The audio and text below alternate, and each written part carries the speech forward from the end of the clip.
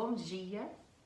Hoje o nosso assunto, quem fala é Jesus, quem nos conta é João, no capítulo 16, versículo 32. Mas eu não estou só, porque o Pai está comigo.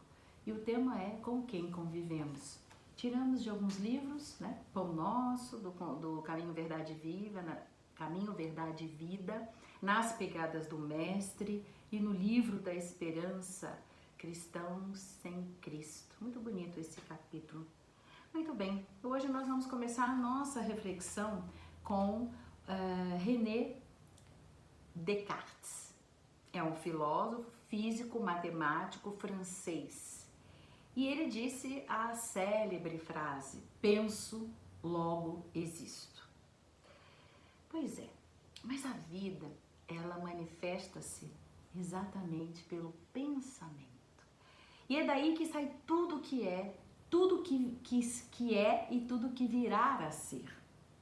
Antes de existir algo tal qual nós vemos, existe uma imagem, primeiro, na mente de alguém, até mesmo na nossa, né? Em 2008, para falar a verdade, 10 de setembro, nós, humanos, começamos a estudar como Deus fez o mundo, através de alguns cientistas que estavam buscando desvendar o início de tudo, né? E aí eles fizeram uma máquina essa máquina se chama, na sigla em inglês, Grande Colisor de Hadrons com H, que é um acelerador de partículas. Na verdade, o maior do mundo naquela época, né? Realmente não sei se existe outro mais, mas até 2008 era o maior, né? Era localizado essa máquina ali entre a França e a Suíça. Bom, no interior dessa máquina, no LHC, no seu interior contém poderosos ímãs, supercondutores, que iriam fazer feixes de partículas, de próton, né, que eles fossem acelerados até 99,99% da velocidade da luz. A ideia era que diz, né, o local que eu busquei, diz que era um rodoanel de prótons. A ideia era que o feixe de partículas percorresse em diferentes direções, né, fazendo com que eles se chocassem à máxima velocidade. E essa colisão simularia aí o que eles chamaram de Big Bang. Muito bem. Trouxe isso só para a gente fazer aqui uma introdução, né, no nosso assunto de hoje. Pois é. Nos lembramos nas escrituras, né, que dizem que Deus tirou o mundo do seu pensamento infinito. Tava lá, faça-se a luz, e a luz foi feita. Distante ainda de entendê-lo, né, uma coisa é certa: o universo é fruto do pensamento dele, do Pai Celestial, de Deus. E foi neste mundo, contendo, meio conturbado, né, desde todo o tempo até hoje, né, que o Pai Celestial nos enviou, aquele que seria a encarnação do seu pensamento, o nosso irmão maior, o nosso Mestre Jesus. Mestre dos mestres, o Evangelho nos relata uma dezena de passagens, nós podemos ver, em que Jesus via e distinguia os pensamentos dos homens, né? Momento chegará, o qual eu acho, né, que nós já até vamos conseguir também distinguir os pensamentos com a mesma clareza que Jesus, ao invés de a gente só sentir e sofrer com suas influências, né? Os pensamentos das pessoas, como o nosso altera as pessoas e o das pessoas nos altera. Então, no momento, nós apenas conseguimos sentir esses pensamentos, né? E até sofrer ou, né? Muito pelo contrário, se a pessoa pensa bem da gente, a gente se sente bem, né? A gente recebe aquele pensamento na nossa mente, no nosso coração e dá uma sensação de bem-estar, né? Por enquanto, nós estamos nesse processo. Mas talvez algum dia, e não está muito tarde, não é muito para frente, não. Eu acredito que mais próximo nós vamos estar também distinguindo, né, como um mestre que sabia ler o pensamento da pessoa, né, nos caminhos da sua história, quando ele caminhou aqui entre a gente. Pois é. No livro A Janela Visionária, do Dr. Amit Goswami, ele diz que nós vivemos imersos no oceano de pensamentos, emitidos por habitantes, olha como ele diz, da Terra, do plano espiritual, do espaço. E nós, conforme o nosso estado moral e intelectual, vamos assimilar a categoria de pensamentos, né, que afinizamos mais. Né? Mas vejam bem, eles chegam de toda parte. Eis porque o estudo de hoje nos conta, João, no capítulo 16, versículo 32, o que Jesus disse. Tá lá no 32, tá? Eis que vem a hora e já é chegada, em que serei dispersos, disse Jesus para os seus discípulos, né? Que eles iriam estar dispersos, cada um para a sua casa, e me deixarei só. E aí ele termina com esse versículo, né? Mas eu não estou só, porque o Pai está comigo. Jesus estava em comunhão com o Pai, através do pensamento, do sentimento, da atitude. E mesmo nas suas palavras de despedida, ele nos deixa um grande ensinamento. O homem jamais se encontra só.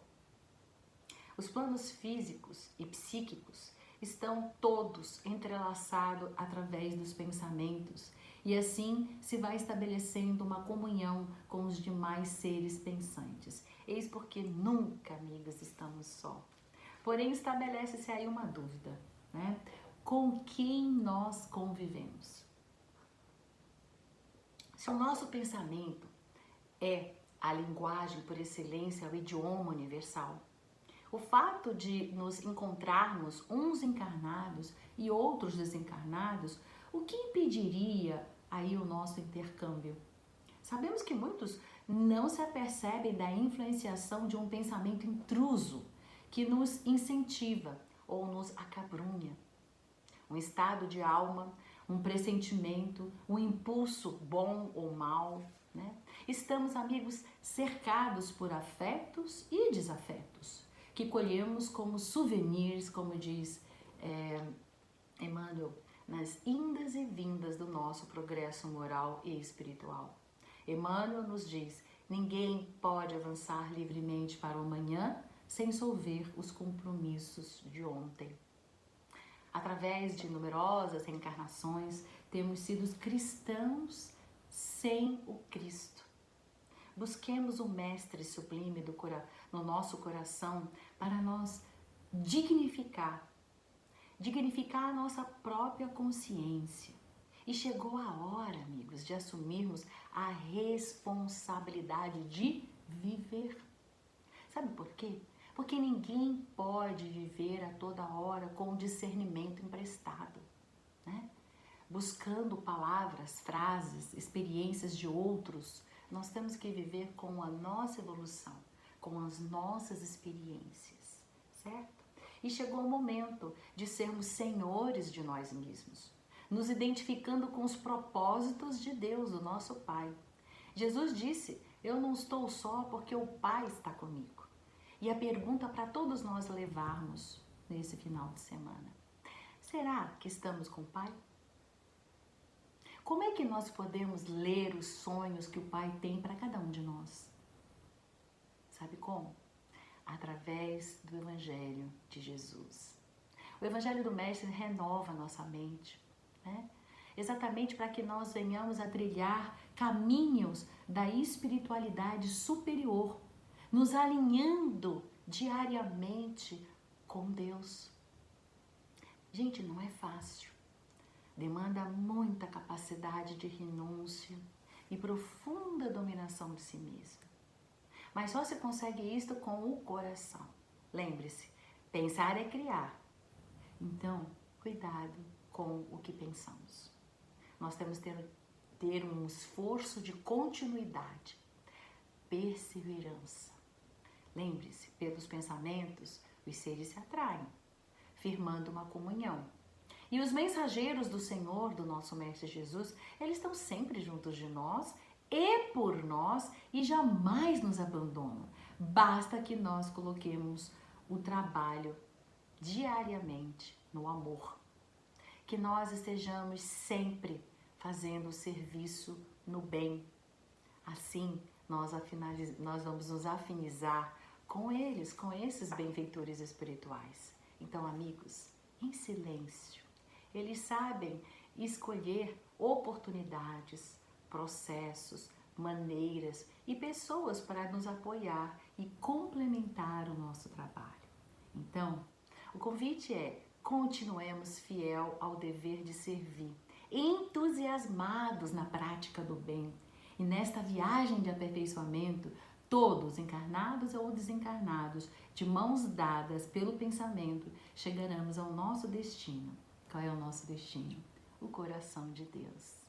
Que vocês tenham um excelente final de semana. Que nós possamos levar essas reflexões, essa reflexão da manhã de hoje, conosco, dentro do nosso coração. É o destino maior, é chegar até Deus, o coração do Mestre. Através do coração do Mestre é o coração de Deus. Que assim seja, graças a Deus. Abraços fraternos.